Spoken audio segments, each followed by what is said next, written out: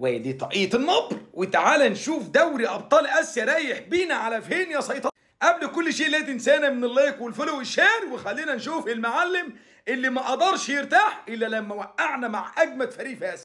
منك بعد ما كانوا عملوا استثناء للهلال بيه ويوكوهاما بيه على انهم متصدرين ونظرا للارقام اللوائح اللي بتطلع في الاخير دي. المهم ان الهلال وقع مع فريق اسمه غوانجو والنصر وقع مع يوكوهاما اللي قعدوا يقولوا اجمد فريق المتصدر احنا اللي وقعنا معاه. اهم حاجه انها تبرد، بس تكون هاديه علينا كده، تركب تلج على صدرك وتشغل المراوح عشان تهدى اعصابك. في دماغك ان احنا هنطلع على الطلبات، ما احنا طالعين ان شاء الله. اليوم يا بطل كانت قرعه دوري ابطال اسيا للدور ربع النهائي.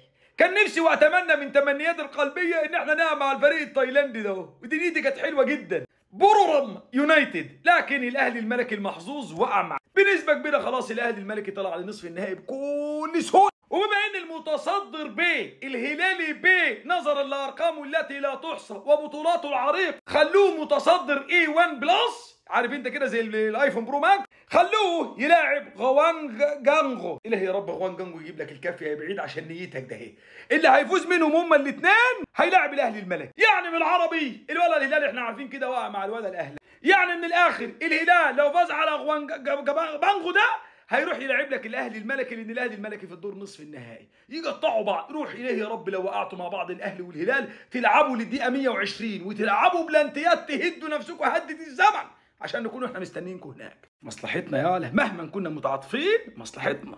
ده بالنسبه للجزء ده. يعني من الاخر هلال اهلي قطعون بعض يجونا للنهائي. احنا بقى دورنا هنلاعب يوكوهاما بتاع الرز المتعب اللي لعب نهائي اسيا السنه اللي فاتت. شوف بالله يوكوهاما متصدر، مش بس كده، شوف ارقام يوكوهاما، شوف 4-1 ما بيخسرش، 2-1، شوف ارقام، فايز لك فوق بالخمسه وبتاع. وفي مباراه واحده خسر فيها، اول مباراه في التصفيات خسر فيها 7-3 من مين؟ من غوانجو اللي بيلاعب الهلال ده، لكن خسر نتيجه كان في طرد لاعب عنده وكان على ارض الولا الكوري، فالدنيا خربطت معاه. لكن من بعد ما خسر المباراه دي جلت كل الانديه اللي انت شايفهم في القايمه دول، كل دول انجلدوا. سيبك من ده كله، تفوز زي ما تفوز يا حبيب قلبي، احنا النصر بنحضر نصرنا غير ان شاء الله. النصر يدك يوكوهاما دك السنين، عشان اللي عامل لنا الحته دي وفرحان بيها ويقول لك هيلاعبوا متصدر اسيا في غرب، باذن الله ندك ان شاء الله نفوز عليه ان شاء الله. بعد ما نفوز عليه نلاعب بقى اللي هيفوز من مين؟ من السد وكواساكي.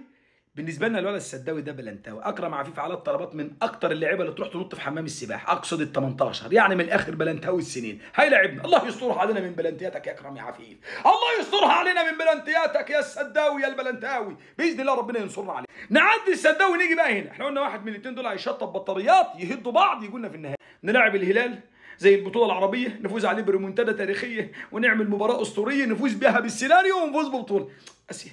انا حاسس انها قربت يا جدعان، انا بركاتك، انا حاسس انها قربت. بالله عليك يا حبيب قلبي لو وصلت للحته دي لايك فولو شير، وما تنسانا تشارك الفيديو لصاحبك اللي لسه ما هوش عارف مين بيلاعب مين وتايه يا سيطره. سلام عليكم.